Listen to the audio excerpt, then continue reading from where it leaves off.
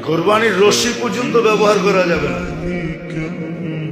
ফালায়া দেওয়া যাবে বা সদকা দিয়া দেওয়া যাবে, নিজের ব্যবহারে লাগানো যাবে।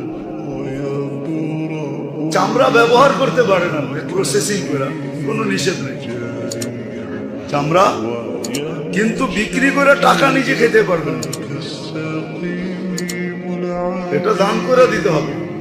আবার এটাও সত্য, কসাইকে মজুরির বিপরীতে দিতে পারবেন না, যে তুমি বানায় দাও চামড়াটা লয়ে যাও, এটাও চলবে না।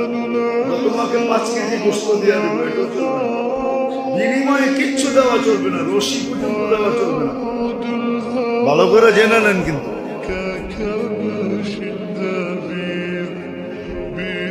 কুরবানির চামড়া আপনি ইচ্ছা করলে ব্যবহার করতে পারেন, প্রসেসিং করেন, ব্যবহার করেন। অনেক দেশে করে ব্যবহার, আমরা তো জানি না, এই জন্য প্রসেসিং করতে পারি না, ব্যবহার করতে পারি না। আপনি